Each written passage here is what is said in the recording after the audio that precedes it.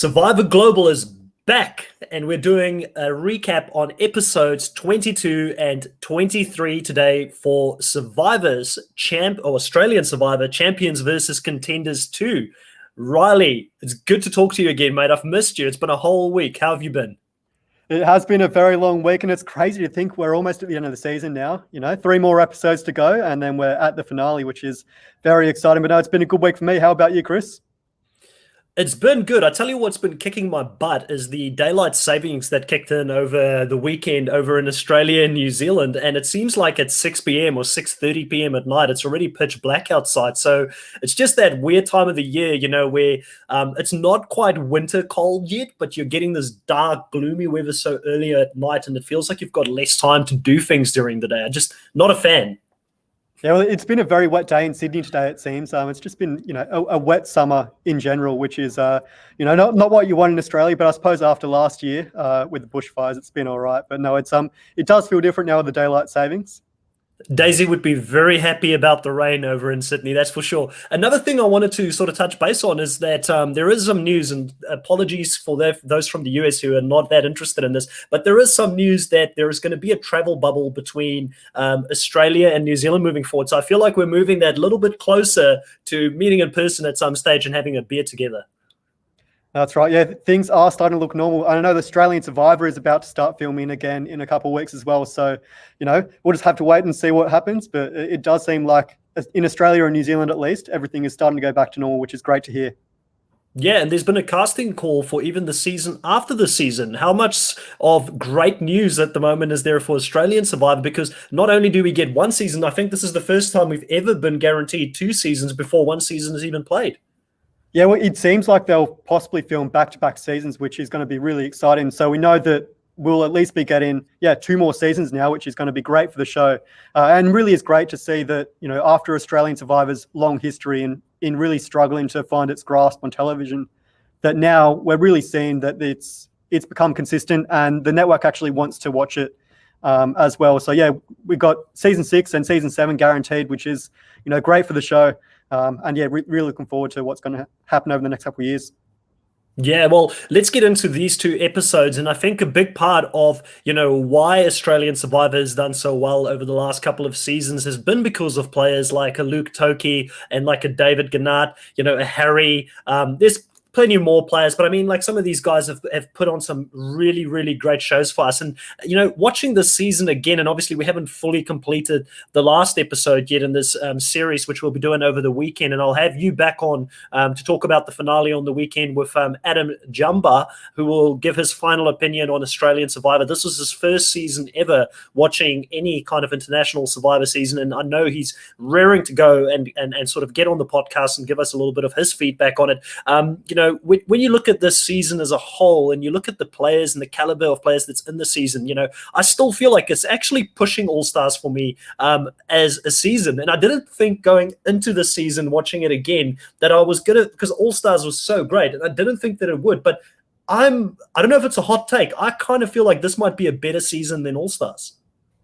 I certainly think, I agree with you. And I think a lot of that is due to Luke Toki. I mean, Luke is just the most amazing Australian Survivor player. I think when you talk US Survivor, you think of, Tony and Boston Rob. I think Luke is really the poster boy for Australian Survivor. He's such a fun character to watch. Not only is he, big on strategy and very similar to Tony in that way, but he's also, everyone loves Luke. You can't possibly hate him. He's a bit like Sari in that sense, I suppose, in that he's really hard to dislike. And yeah, he really has become a face of the franchise. But obviously you have supporting characters like Harry and Pia and Janine as well. David, you mentioned. I think, 2019 really was, I think, one of the best Australian Survivor seasons, in my opinion. Yeah, I'm not going to tell you how highly Adam is ranking this season, but I will tell you he's got this season ranked pretty high of all-time Survivor seasons, included with US Survivor seasons. So he has been impressed by the season, and I've got to be honest, I feel like the reason I really liked it, even all the way here up until the end, is because there is a lot of doubt and like who's going to win. Like, I mean, the edit is starting to make it pretty clear who I think will be the ultimate winner here at the end, and it's really pushing a lot of credit to a certain individual. But in a whole, though, I feel like there is a lot of people, a lot of big players still in the game this late here, that makes for an explosive and interesting end game. Now, getting into the actual season here, or the actual episode, I should say, we've got Pia sitting on the beach saying that she's feeling sick, she's deflated, she's lost her ally Janine. She was aware that Janine was going to go out, and she still voted with Janine, even though she knew Janine was not going to make it through the night. So she's kind of having to rethink about what's her strategy in the game. How is she going to stay in this game? She doesn't have a right-hand person anymore. And she is identifying Luke as being that potential person because she knows that at this stage, like you've mentioned, like Luke has probably got the biggest target at the moment on him of anybody in the game. And no one really wants to see him make it all the way to the final. So she really feels like, if you can't beat him, join him at this stage. And at least sort of Luke is the kind of person that can make something happen out of nothing. So she's going to start working on that relationship with Luke, and she's going to start ingratiating herself a little bit with him, and especially start painting a picture here early in this episode on Abby, saying Abby is your biggest threat when it comes to the physical side of the game. And she knows that Luke needs to win his way to the end here. So that's kind of her strategy to get him on board. Yeah, because Luke has won, I think, 3 individual immunities in a row now. So he's clearly, he's playing a physical game. He wants to get to the end that way because that is really his only path. Because as everyone knows, Luke has the best possible social story.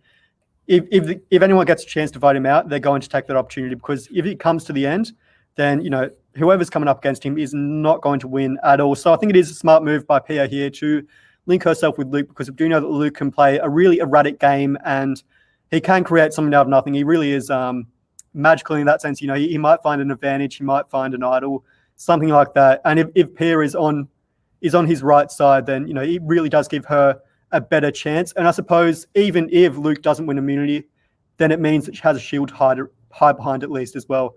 And especially at this point in the game, she really can't lose too much when it's either Luke or Pia at this point. So she really has to side with Luke because there's no other way out of this, really. Yeah, and we also start getting a little bit more of a backstory on Pia's life from home here. I think we may have had one flashback earlier in the season sort of showing a little bit of Pia's life at home, but again, quite late in the game here because, a lot of these flashbacks in Australian Survivor seem to happen before the merge, but we get another flashback here sort of showing her kids, her talking about the fact that before she came onto the show, she feels like she was sometimes living out of fear and she wasn't taking challenges head on in her life. So this was kind of her taking a leap of faith to come out here and play this game. And similar to Baden, I guess, to a certain degree, she's gained a lot of confidence in what she can do and what she can endure, I guess, in life. And these are the kind of things that we love seeing for Survivor players, because a lot of people, when they go out there, I think that it is quite intimidating. If you're not naturally somebody that goes out and camps in the bush quite a lot, it's really intimidating to go out there and do something like this. Yeah, I think Pia really has sort of changed, her perspective on life. And Survivor is a unique experience in that, when you're exposed to the elements for 50 days in Australian Survivor or 39 in US Survivor, it really does, I'd imagine, push your limits, and really make you rethink what you do outside of the game, makes you value relationships more, really makes you question, what your morals are and values are. But yeah, for Pia, she really has come full circle in this game. And you're right in identifying that Baden and Pia are certainly the ones that have grown the most, especially when you look at people like Abby, who's already, this professional athlete. Harry, he's really just been playing this dirty game all along. And obviously Luke's played before. But for Pia, it really is a good opportunity for her to really step outside of the comfort of her own home and push herself, because we do know that Pia is a Survivor superfan, and to get this opportunity for her and make it this far in the game as well is just brilliant. And we do start to see that Pia is really starting to reveal what her game plan is here. And obviously playing behind the curtains. But without Janine, though, she is a lot more exposed here. Yeah, 100%. I was just going to touch base on Pia being a super fan. Is she a super fan or a fan? Because for some of the reasons, she doesn't come across as someone that's a super fan. To me personally, I would have thought she's a fan of the show. I do see her communicating quite a lot at the moment on Twitter with other Survivor players. And even as recent as this week, she was reaching out to Survivor South African players, asking which seasons in Survivor South Africa she should start watching, because she's getting into that franchise now as well, which is quite interesting and always gives hope to us Yeah, people out there that I want do there know to that be like a.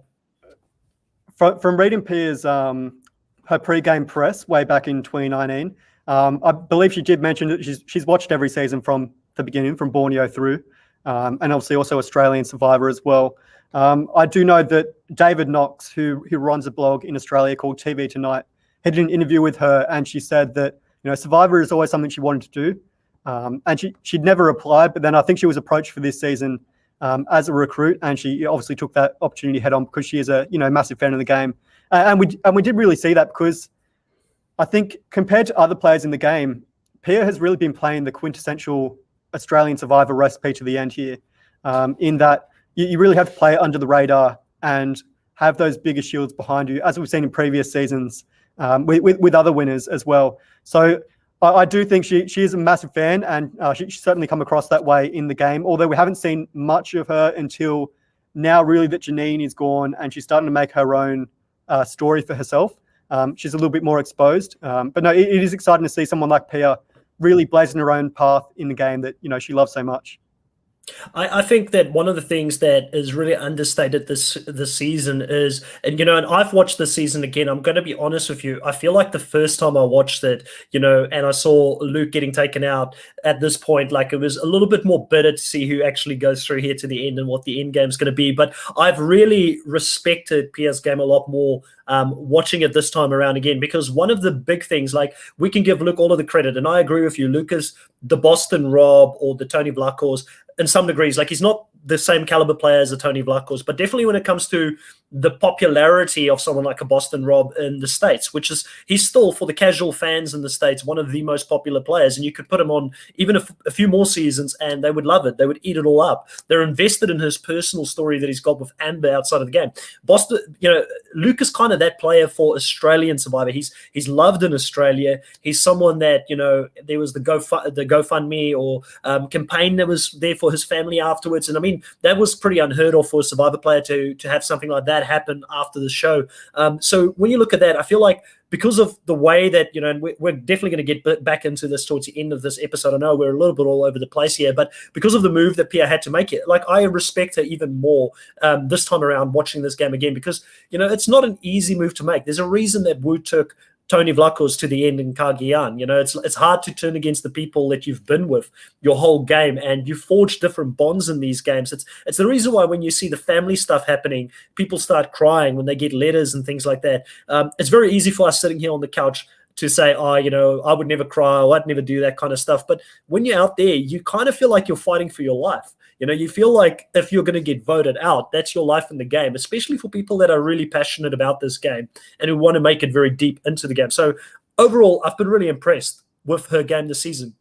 Now, I want to look at the other side to this pre-immunity challenge sort of section here. We've got Harry, Baden, and Abby talking. They all know that Luke needs to go. Harry is going to continue in both these two episodes to talk about the fact that if Luke goes to the end, Luke's going to win everything. I feel like everybody knows that at this stage. He's the one that's just voicing it to us. He's the narrator of the episode telling us this. But they do start setting up a plan for who's number 2 in line, which I appreciate, which is going to be Pia at this stage. And the argument here is that if Pia gets to the end, she's got some automatic votes in Simon and Janine, who will probably vote for her. And I like the fact that they're already putting in place who's going to win it or who's going to go if Luke wins another immunity, because we do know at this stage that Luke's on a roll. Yeah, Luke really is on a massive immunity roll here. So it is smart of Harry to really, figure out who's coming next. I mean, when there's an alliance of 3, there's really no other option than, one of the other 2 to take out. But Harry does say here that he really wants to get rid of Luke to become the top player in the game, because he's just come off the back of a massive battle with Janine and emerged victorious. Dirty Harry has triumphed over the Godmother. And now Luke is really his next target so that he can become, the king of the game. And and the biggest threat, I suppose. And I think that is what Harry wants, is to be the one that can't be beaten, the most dominant player in the game. He does seem to be threatened when we've gone through this game by people like David and then later Janine and now Luke, in that he really wants to be that person that's on top of the game, and really dictating all the votes as well. Obviously, with that majority alliance, he does have that opportunity. But we do know that before the challenge, there might be a bit of unpredictability. Luke being Luke, he goes out into the jungle and he finds himself a little something trapped in a coconut. It's an advantage, which is going to be a massive game changer for later in this vote as well. Yeah, and again, just want to touch on the fact that, I gave Australian Survivor a lot of flack, and I'll continue to give them flack for how they hid the hidden immunity idol, the one that Daisy found, which was a given in the box. But outside of that, they do a lot better a job of hiding these advantages and things like that in the game, and getting clues and things like that to be essential for you to go and find it. So I really like this this type of advantage coming in really late in the show here. I think that it does put things a little bit up in the air. It's not as powerful as an idol per se, because if you use it on yourself, you're not there to place a vote. I do think that ultimately, this 2-episode arc shows us the highest of the high for Luke in his game and the lowest of the low in a 2-episode arc here. And this is going to add, obviously, to Luke's bag of tricks going into Tribal Council later on in this episode. Now, we move into the immunity challenge section of the game here. And the challenge that they have is a very familiar challenge to us. We've seen it quite a few times in different Survivor seasons. And I will always remember this as the one that Russell Hahns, I feel like, I'm pretty sure he did this one when he fell out against Matt Elrod or something like that in Redemption Island. And it's the one where you've got to step through these wooden or like a trip obstacle course, and you've got to place like domino blocks and then hit them over to actually win the game. And one of the things that stood out from me, especially listening to Jark talk about all these different challenges that you have, I do agree. Again, in this case, there's like a little bit of a balance between how fast do I go, how aware am I of where other people are at the moment, how well do I space the blocks and spend time on actually getting that right from the start, because we see a lot of people here get to an early lead. You've got Abby in the lead, you've got Baden in the lead. Baden ends up being the first person to get all of his blocks stacked correctly, but then hurries back and knocks all of it over, and we've seen a few challenges go this way this season. And Abby, she can't quite make it, but Luke comes from behind, pulls it from behind, stays calm. Even though he's got a few times where the blocks falls off, he still stays calm, gets him back up, and he does pull out this win, which is going to be his 4th immunity win here in a row. And it does, I believe, put him in a record equaling amount for this season. And we're not going to see this beaten until the next season, really. And it's quite an impressive feat here, because Luke is really... he's just growing that target on him. And I feel like he's at that point where it doesn't matter. The target's that big if he wins or doesn't win. He's going home if he doesn't get power via this method. But overall, a really dramatic and great challenge. Yeah, when you're at the final 5, I don't think it matters how big your target is. At this point in the game, it doesn't really factor in that much, because it's either you go home or you don't, especially when you're someone like Luke that really is the biggest threat to win the game at the end. And no matter who he comes up against, he wins. No matter what, possibly even by a landslide. So, for him, he really just has to play balls to the walls. He's got nothing to lose. He really just has to go at it full force and see what he can do here, because there really is no other option for him here. And we do see that after the challenge, Harry approaches Abby, obviously with the contingency plan, which is to get rid of Pia. And it looks like that will go ahead with Harry, Abby, and Baden sort of controlling that vote, because, obviously, Luke surely can't have anything in his bag of tricks now. It's the final 5 after all. There's not much longer in the game, so to speak. So yeah, Pia is the new target now that Luke has individual immunity, and it looks like she'll be the next to go. Yeah, and what stands out for me here is the fact that they very blatantly go as 3 people together, and Luke is somehow not included in this conversation. Now, we only see limited amount of what actually happens on the island, but it has that scene where you've got Luke and Pia standing at the camp looking down at the beach and discussing about the fact that it's pretty cut and dry. Those 3 there are deciding your fate at the moment, and you're probably going to go home. And Pia, even though she doesn't know Luke has got something, she's still continuing to throw a Hail Mary here, and she's saying, listen, Luke, I'm your better bet here. I'm not afraid to take you to the end. She knows she needs to sell something to Luke. At this point, no, Luke is aware no one wants to take him to the end. So she's saying, I will take you to the end. I don't mind going up against you in the end.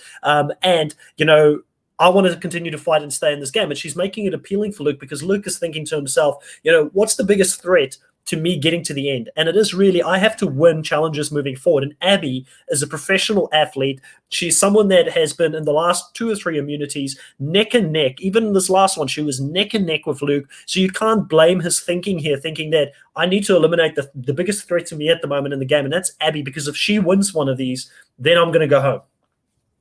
Also, I think a lot of what plays into it for him is remaining loyal to Pia as well. Because obviously Pia and Luke have been together from the start. He wants to keep her safe. He's her, she is his little sister in this game, really. And I mean, yeah, obviously he has this advantage to play. He might as well pull off a flashy move and save the person that's at the bottom because, I mean, it's going to give him a better chance at the Final Four. Whether Pia would actually take Luke to the end or not, we'll find that out later. But it really is a smart move by Luke to pull out this advantage at Tribal Council and play it for Baden, which, I mean, when I was first watching this, I was thinking, well, surely he's got to play it for Pia and just send her home and then let the other 3 really fight it out. But what he does here, and I've mentioned this a couple of times in the podcast, it really is the multiple layers of thought theory here. It's what are the other people thinking? What if I add this other factor into the game? And what are the repercussions going to be? Where are they going to stand? And what can I really do with them? And try and manipulate them to get the best result for me. Yeah, exactly. Because how he does it here is he divides and conquers, so obviously let's talk through this. He goes into the tribal council. He says, before anything starts, JLP, I've got a little something I want to play. And immediately the jury is on the edge of their seat because they've been sitting the whole day in Ponderosa and they continue to sit in each other's misery there, talking about the fact that they're not in the game anymore. They want action. They want blood. They want to see what's happening in the game and excitement. And this is why Rick Devens was so good in the season that he played in, because he was good in tribal councils to make a case to the jury for the end game. So Luke does that here, right? So he plays the advantage on Baden, which I think is a great thing because Baden is seen as a useless player in this game, right? He's seen as a GOAT. We hear Harry talk about the fact that he's a GOAT. We've heard other people talk about the fact that he's a GOAT throughout the season. And this continues to push that narrative of Baden needing to be saved by someone else to stay in the game. It makes him look even weaker by having to leave at this stage in the game. So he continues to have that GOAT status to him. But also what he does here is that he gets very brilliantly, he talks to Pia, whispers to her, he goes over to Abby and he gets Abby to put her vote on Harry, thinking that that's the new plan. And Abby hasn't had time to think about this. You're in tribal, you're fighting for your life. If somebody tells you to put vote somewhere and he's got all the power in the game because he's got individual immunity, he's just saved someone potentially saved someone. He's just whispered to Pia, you either get on the plan or you don't. And Harry, he's trying to call the bluff here and continues to vote for Pia, but he makes them split their vote. So it gives all the power to Pia and to Luke to vote out who they want to vote out. And Abby ends up being the one going home. Yeah, I thought it was masterful play from him. And this is the peak of Luke's game at the moment in this season. It's going to be followed with a very hard fall in the next episode, but give him all the credit for pulling this off because, very rarely in the game can you really say you're the one person that made a move, because there's always multiple people involved in conversations, but he can pinpoint to this at the end if he did make it, and you could say that was my move. And I think it was brilliant. I really like how Luke did this. I mean, the easy path is obviously just give it to Pia. Pia's safe no matter what. You got your ally at the Final Four. It really don't lose either way. But for Luke to play it on Baden and really, it gives him more control over the vote, because he's still got Pia. So now it's a 2-2 deadlock, and it's really up to him to, create all this chaos. And he does a great job at that, in including Abby in their plans, and then obviously getting her to vote for Harry. And Harry's sitting in the middle saying, oh no, what's going to happen here? I've got to try and anticipate what's going on. We do know that Abby, I think she's more of a physical player than a strategic player. She really wouldn't think that much to think, okay, maybe Luke is bamboozling me. Do I just stick with my original vote and see what happens? And then we obviously go to a revote if that was the case. But for me, I think it is a brilliant move by Luke just to really take the game into his own hands, and it's a great show for the jury to say, hey, look at me, I'm doing all these flash things, I'm in control of this game, who's laughing now? I just won 4 individual immunities. He really does put himself in the right position here. And as we said before, Luke has nothing to lose at this point. So to create that 2-1-1 vote split, I think it's just a brilliant move. I'd say the best move in Australian Survivor thus far. I agree. And I want to touch on Abby here before we move on to the next episode, right? So if we had to do a eulogy on Abby's game in this season and how she played, I want to give credit to her for, when I looked at the season earlier down the line, she was always about kumbaya. I have to keep my friends close. I can't vote against Simon. Simon is my idol, all that kind of stuff. And it kind of looked like she was going to be one of those GOAT players or the players that gets dragged along to the end, even though she was physically really dominant and she played a really good physical game. It didn't look like she had the strategic chops to play this game. And I don't know this. You might know this. You might fill me in on this. I don't know if she was a fan of the show coming into the show, but I feel like Abby is one of those players that learned as she continued on in the season. She learned how to play the game. She learned how to differentiate between playing with her emotions and playing with her head. And overall, I feel like if Abby didn't get taken out here and, if the cards fell any differently, where she was in the final here with a Baden, I think she wins it. If she was in the finals with a Harry, I actually think she could have beaten Harry in this scenario, because I do feel like this jury respected players that were making the moves. That's one of the great things about Australian Survivor. It doesn't seem that people have got hard feelings, when they leave the game. People seem to get on with it. They understand it's a game. And I feel like we haven't really seen too much bitterness from juries too often in the Australian version, really. I feel like they're pretty subjective. But I do feel like Abby she went from being someone that wasn't a contender to a contender in this season, to sort of, excuse the pun, towards the end of the season. I think she could have won this. I am still going to give her credit for the game that she played. Yeah, she is probably, she does have a good chance against Harry. I think you're right in saying that, because Harry is, I don't think, going to be as respected by the champions. Maybe, I do wonder if Harry and Abby were in final tribal council situation, who does Janine vote for, do you think? Abby has been her number one ally really from day one, and she was by her side all the way through. And then obviously Harry, we know, is this Janine's biggest opposition in the game. He's come from the top and then went to the bottom at the new champions tribe. And then obviously, as Dirty Harry has climbed his way back up.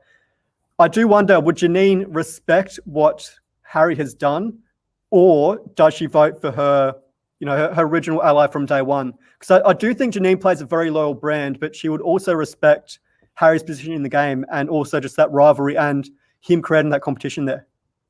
So I'm going to make a very controversial call here. It's going to be a bit of a hot take, and I will say that if Harry went to the end there and, if he won the season against like an Abby, his win would be the equivalent of a Fabio type of win, because he was outside of the power the whole season. He didn't really control the flow of the game. I know the edit kind of sometimes went to him because he was a good narrator, but he was always outside of the numbers and he was falling wherever he needed to fall to stay in the game. I still respect him as a player. I still think that you've got to play with the cards you've been dealt. And some juries may respect that. They might respect the fact that, even though you didn't have power, you survived, you were the cockroach, you made it to the end, you deserve to get the win. The thing that I think would have been a difficult one for Abby is she displayed at certain times in the game, for me, a little bit of a lack of social awareness. Especially when she took out Simon, and how she celebrated that in the face of Janine and Pia. To me, sort of it was a real stink of, there was no awareness of how she was going to be perceived. Like, yes, it looks great in front of the jury, but that's like spitting in the face of Janine and Pia, who you've been working with the whole season. So things like that make me a little bit nervous for her.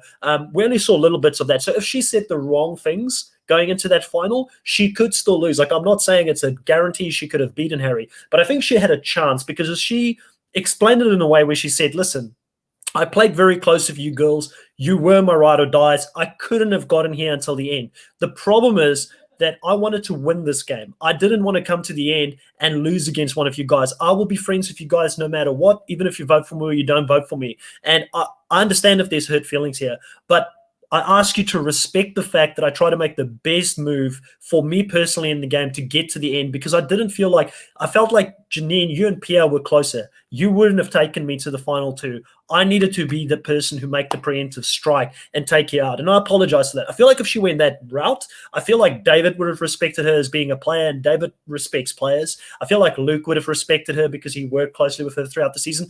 Like you said, I feel like most of the champions would have gone that way. And let's not forget that Harry wasn't the closest person to a lot of the people in the Contenders tribe earlier in the season. Like he was against that core of Sean and Daisy and, John. So I'm not saying they would have held it against them, but it could have gone either way. I really feel like Abby had a chance of winning this game, but she loses against Pierre and she loses against Luke. Yeah, that's no question. I think Pia and Luke, unless they're coming up against each other, they beat anyone else in the game here. And obviously Luke, I think, would beat Pia in the end just because of his story, really. And he has played a dominant game thus far. But I think we do have a very equal final five here, and final six, including Janine as well, in that everyone has really played a great game, with the exception to Baden. But even with Baden, I think he's really transformed as a player in the game. Maybe he could win against someone like Harry, potentially, if he plays that Natalie White sort of card. I even then I doubt it, but he might get a couple of votes. But certainly Baden is no. I'm spitting balls here. But no, yeah, Baden really has changed from day one. So to see him in the final four it's really nice to see that he's really stepped up and really challenged himself, much like we were talking about Pia earlier. But no, you're right. Luke, Pia, and Harry really are going for this, for the prize at the end here. It's going to be one of those three, I think, now that we're entering the final four stage of the game. 100%. And this is why I love this season so much, because we've got such a strong group of players going into the final four, where you've got three potential contenders who can win this thing. It makes for exciting viewing, because sometimes you get towards the end of the season and you're like, a bunch of these people are duds. Like, there's only one person in this game that's probably going to win it. And we don't have that coming into the episode 23 here. Now, in episode 23, you've got Luke back at camp. He's feeling good because he's just pulled off a massive blindside in his mind by playing that advantage that he had. And, it gives him all the power moving forward in the game, because he's on a roll. And I do feel like when you win these immunity challenges, there's something to be said about, if you've won a few of these in a row, there's an aura about you going into challenges where people are really fearful of going up against you because they're used to losing against you. It's kind of like, I know you may or may not get this because you're more of a rugby league boy, but in rugby union, you've got the All Blacks, and for the longest period of time, they were absolutely dominant, and they were winning like nearly 90% of their games, and people would just be fearful of them even before they ran out on the pitch, and they would feel like they were going to lose. So Luke has got a bit of this aura at the moment going on here, and Harry quite rightfully says that, Luke winning all of these things, he's going to take it home, and he needs to win this next immunity challenge to have any chance of winning the game here at the end. Yeah, and it is really interesting final immunity challenge as well. In US Survivor, Samotion it's got to be my favorite challenge for the final immunity, just because it's such a balanced competition in that it obviously takes a lot of dexterity, but there's no real strength component in it. But it still requires an active gameplay as opposed to just hands on a hard idle. And Australian Survivor really ramps that up and does Samotion on steroids. We get these massive planks and putting balls and catching them, running up the staircase. I'd imagine after going that long, you would get so exhausted running up those stairs and coming back and forth, back and forth. Yeah, 100%. I do want to backtrack a little bit before we go into this immunity challenge, which has been a great immunity challenge. But, we do get a bit here from Luke, like we get to see a bit about his family, again here. They do know in Australian Survivor how to pull on the heartstrings. And we see a little bit about his family and why he came out there, why he did it this time, why he wanted to win. And looking at this as a whole, they kind of setting us up on this emotional roller coaster where in the US Survivor, they will never show you this much about someone's family behind the scenes unless they're going to be the winner. Like that's why it sometimes becomes very evident, like Jeremy going back in second chances, who's, got a baby on the way, but he can't tell anybody about it. And you keep hearing these emotional stories about him. In Australian Survivor, they give you a lot more of this. Like you see about Pia's family, you see about Luke's family, you see about other people. It makes for an interesting edit, but it's why it hurts so much more when you see someone go this deep in the game and you know that they're on their way to not making it here. And, I feel like Luke, like we've said a few times here, he's just at an all-time high. His target is that big that no one is going to make him slip here right through till the end. Now, in the immunity challenge, like you said, it is quite an interesting challenge because they've got the table maze, they've got to put balls in the table maze, run down from that, capture it, and they've got to continue to add more and more balls into the maze. Long story short here, we end up with a win for Harry. And I've got a few things that I could say about this challenge. I don't want to go into it too much because, spoiler alert for those who didn't know, or upcoming alert, we've got Luke Toki, who we just did an interview with on this last Sunday on Easter weekend. He was really kind with his time and he jumped on a call with us, and he does go into this challenge a little bit himself and talks about some of the stuff on here. So I feel like because I've spoken to him, that's in my mind now, and I looked out for certain things that he mentioned there that I don't want to go into too much because Luke himself will probably be able to go into this challenge a little bit more than what we can. So if you're okay with it, Riley, I think we move on past the challenge and give Luke the opportunity to explain a little bit of what he thought of the challenge behind the scenes, because that specific interview will be coming up next Tuesday. So in the same time that me and Riley would normally sit down, you'll have an interview for Luke Toki coming up. Absolutely. No, he was a massive loss for Luke. Obviously, we know that he really needed this win. Otherwise, he's toast here. And obviously, when they come back to camp, he's not dejected per se, but I really think he recognises that he doesn't have much else to do here. He can't really scramble too much. Now that there's only 4 people left in the game, as hard as he's going to try, I think Harry and Baden especially are really set in their ways in that you got to take out the biggest target in the game, that being Luke, because if Luke gets to the end, he's going to win no matter what. Yeah, and listen, we go to the pre-tribal stage here now, and Luke is stuck between a rock and a hard place in regards to what he can do to get himself out of this position. He's absolutely shattered because he realizes what his position in the game is. He knows that, if they don't get rid of him now, when do they get rid of him? They're lucky that he finally lost one, but chances are he could win the next one and be in the final. So, and everybody knows that if he goes to the final, I think Luke beats anyone. He beats Pia even in the final. He doesn't get unanimous vote, probably. There might be 1 or 2 votes that goes her way, but I think he beats everyone going into this final. So Luke's only plan really here is to talk to both Baden and to also talk to Pia, because he knows that Harry is adamant. He's like, everybody knows where my vote is. I'm going to take Luke out.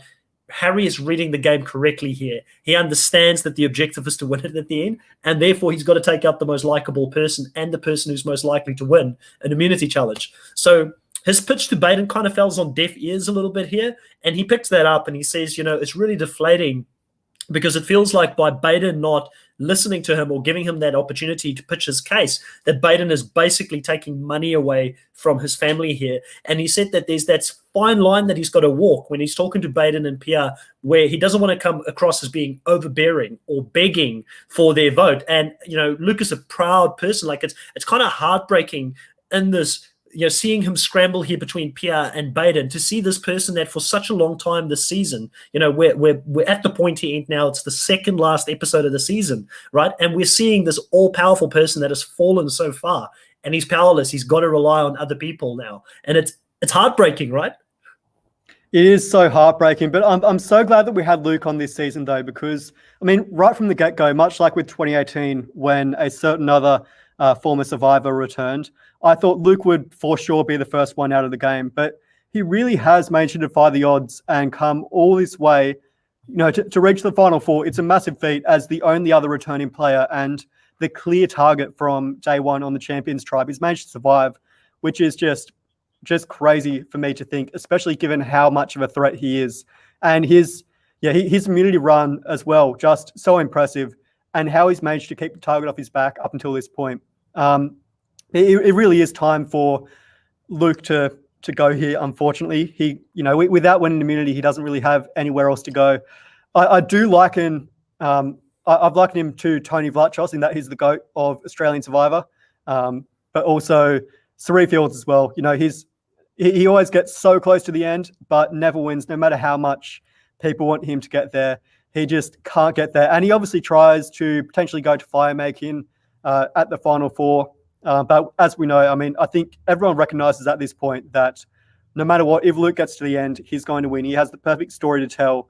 So it really is just heartbreaking when we built up this close relationship with Luke as a player, not only over this season, but also over his previous seasons. And he's also become a bit of a media personality outside of the game as well. You know, he's known to the audience, not just Survivor fans, but, you know, Australian reality TV fans as a whole. So to see him go here, knowing his backstory, knowing what's going on back home, and especially for me, the heartbreaking thing was that he left his daughter, who was going through complications during birth, to come play this game, which he really loves, and he really wants to do this for his family.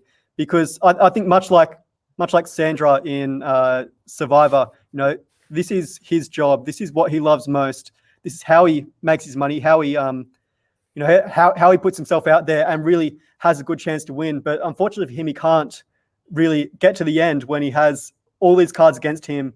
It really was going to be hard for him to make his way to the end. So to see him go down now is just so heartbreaking. But it's been such a good ride for Luke this season, and especially these last two episodes, seeing him go from the highest high and now to the lowest low. It really is a roller coaster of emotions. And I think the editors in this episode did a really good job at portraying that and really playing that up to the audience and saying, you know, Luke is obviously everyone's favorite. He is the Australian fan favorite on Australian Survivor.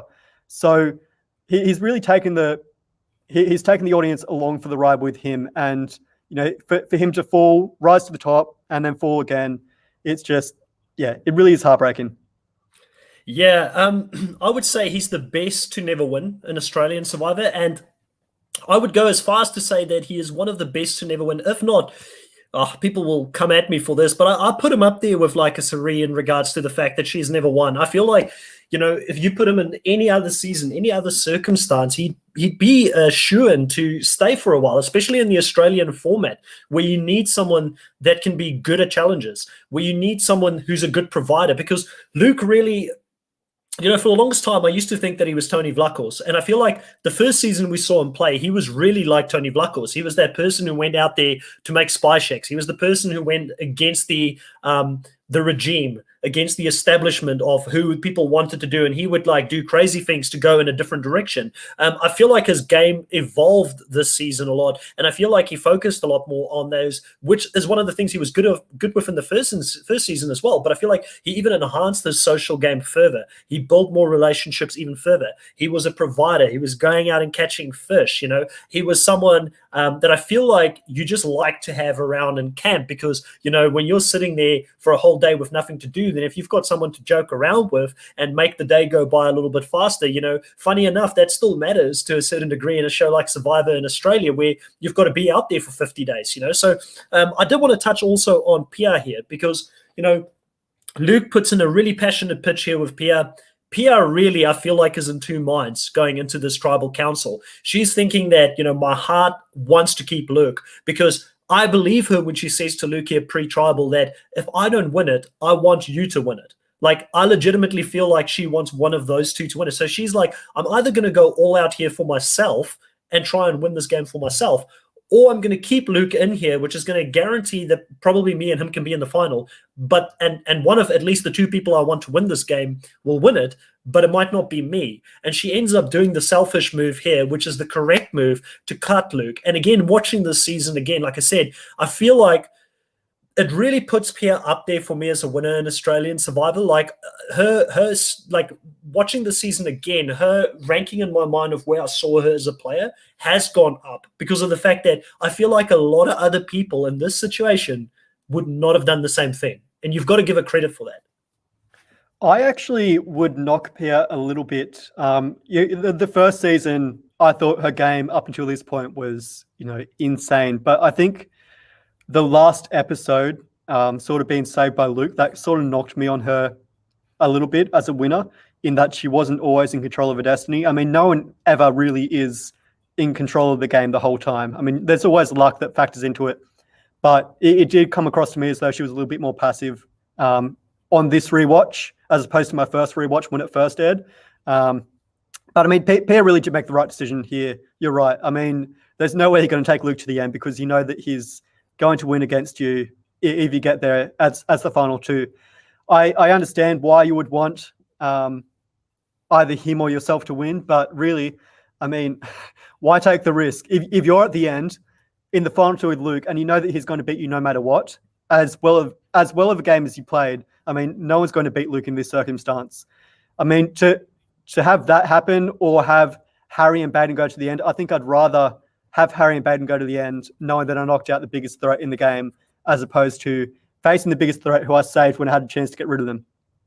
Yeah, so I think what we'll definitely do at some stage is me and you will hash it out in a winners ranking for internationals at some stage, and we might even get Jakey Boy to jump in as well, and we'll look at this more objectively and fight for the pros and cons for each winner as we go down the line. But one of the things here as well that I want to sort of finish off with on this episode is that we see Luke get the fallen hero music at the end. You know, like if you were to sort of place Luke at this stage as coming back in Heroes versus Villains, where would you place him on a Heroes versus Villains season for Australian Survivor? Because to me, he's quite a bit of a hybrid, you know, because he's got villainous moments, but he does it with cheekiness. I actually see Luke as a hero. I think he comes back as a hero if we have him come back in a season, which is crazy to think, especially if you think back about season 2, where he ended up stealing people's clothes as they were voted out. Isn't everyone in Survivor, don't they all have villainous moments? I mean, I even look at Rupert as being a bit of a villain at times. You look at how he clashed with Fairplay, and yet he's America's hero. Stephanie LaGrossa, possibly the biggest hero on that heroes tribe. You look at her game in Guatemala and how she was just the biggest villain. She was really, I think, in many ways, worse than anyone up until that point in terms of just how mean of a game she was playing. But yet she lands in the Heroes tribe. I think, you know, you look at Luke, he's a fan favorite. For me, he's always going to be on the Heroes tribe. I can't even fathom him being a villain in this context, unless you're really looking at, I suppose, in the sense of Australian Survivor, those players that don't make the moves, like what we saw in earlier seasons with players like Lee. And also, I suppose, actually, not Matt Rogers. I mean, Matt Rogers played a bit more of an active role, but certainly in those earlier seasons where you had people like Commando and Lee really playing a passive game, I think, unless you're going to define them as heroes and Luke as a villain, which I don't really think is the case. If you put Luke in modern US Survivor, 100% of the time he comes out as a hero. I think anytime Luke plays Survivor, he's going to be the hero of the edit, no matter what. I mean, even in his first season, he was the fan favorite. Everyone was rooting for him to win. So, yeah, it really isn't a question for me at all. Luke has to be a hero in this instance. Everyone has a bit of villain in them. And Luke especially, I think, is definitely 99% hero in my mind, really. There's nothing bad you can say about him, despite the little narky moves he makes in the game. You really can't fault him and call him a villain at all, I think, with a person like Luke. With a personality like that, I mean, you can't fault him at all. No, 100%. Now, this is towards the end of the episode here. Any final thoughts on, I guess, the episode that we've seen moving into next week? I feel like it's been a great season up until this point, and it is closing in to be an exciting finale here with the last three players. Another thing I wanted to touch on just before we go into the final is the fact that I really love the fact that in Australian Survivor there is still a final two. I know that we've had a final three for a very long time over in the US, but some of my favorite seasons have been final two seasons when you've got like JT and Stephen Fishback there in the end, or you've got like a Wu and a Tony Vlachos in the end. And I really like this format. I feel like it really doesn't leave the opportunity there for like a three-person alliance, a very tight three-person alliance to form. It's probably the reason why you saw Abby, Pia, and Janine, one of the reasons you saw them break up as well, because not all three of those would have been able to make it to the final here. I would actually prefer a final three in Australian Survivor, but obviously with the way that the episode count plays out, as we discussed in the past, I mean, I think it's more logical to have a final two, but I'd much rather see a final three, and then that gives a player like Luke a chance to actually get to the end in that sense, because the worst thing that could possibly happen now in Australian Survivor is if Pia and Baden go to the end, because you've got, or Harry and Baden for that matter, because that Baden is 100% guaranteed to be the GOAT there. Much like in Pearl Islands, how Lil and Sandra went to the end, and Lil was the clear GOAT. I think a final three allows you to have a more robust, a more equal playing field at Final Tribal Council, because you can always bring that person that doesn't really have a chance to the end. I say 2017 as well, with Jericho and Tara as well, is another instance in which I'd say that the final two doesn't really fly for me, and I'd much rather have a final three. It offers more competition. And I'm actually a big fan of the fire-making challenge. I know it might be unpopular, especially with Ben's win in Heroes vs. Healers vs. Hustlers, but it really does let people like Luke, it gives them the opportunity to actually make it to the end. I mean, people always say and whinge about Sari and Rob C, I suppose David Wright as well, not getting to the end. But the fire-making challenge offers them that opportunity to really push themselves, and if they don't win immunity, they then have a alternative path to the end, and it really rewards great players getting to the end, and it means that it's not always a GOAT that's going to be in the final three. So I would much rather, in the sense of Australian Survivor, have final three with fire making, simply because it avoids the possibility of a GOAT getting to the end, which is ultimately, I think it makes it less exciting if you have a Baden versus a Pia or a Baden versus a Harry, as if you had a Pia versus Harry versus Baden in this instance, or even you give Luke a shot in fire making against someone like Baden, or do you put someone like Harry in against Luke, knowing that he's a bigger chance to take out the throat? I think it adds more layers to the final end game. I think in Australian Survivor. I hear where you're coming from. The only thing I will say to this, and I actually don't have a problem with the fire making challenge. I know a lot of people will probably hate me for agreeing with you on that. I don't mind it. Like, I feel like if you know that there's going to be a fire making challenge every season, all you do is you just vote the fire making person out early. If you know someone's really good at it. And the same with the 3-person thing. My counter to that is, if there is a 3-person final and you know it because it's season after season, and maybe the answer is to mix it up. Some seasons you do a final 2, some seasons you do a final 3, because that will definitely throw people's plans off and could make for exciting viewing at least. But if you know it's going to be a final 3, all you do is you get rid of Luke at episode, like he won 3 or 4 immunities in a row, but you get rid of him earlier. You get rid of that type of player a little bit earlier. So I feel like the good players will adapt to the format that they're playing in any case. I wouldn't go as far as saying that's why Edge of Extinction is a good thing, but at least I guess at the end of the day, I understand why they mix things up and why there's different final scenarios, like a final 2 or final 3, and hopefully we don't go past the final 3, because that would just be too insane. We saw something like that, I think, in Big Brother, Celebrity Big Brother over in the States, where they ended up having like a heap of people in the finals, which is not great. There's been a great episode, Riley, as always. Myself and Riley, we will be back at the end of this week on Sunday over in Australia and New Zealand to talk about the finale with Adam Jumba, like I've mentioned earlier. We also have some more content coming up on Reality Pop. We've got coverage of Big Brother Canada still happening, with Chantel Francis covering that for us at the end of each live episode. And we will also have our second episode of the Challenge All-Stars recap as well, coming up on the weekend. So looking forward to that as well. That should drop over on Friday in the States, or if you are watching it from Australia or New Zealand, it should be on Saturday. It's been great talking to you, Riley, as always, and I look forward to seeing you on the weekend. Look forward to it, Chris. See you then.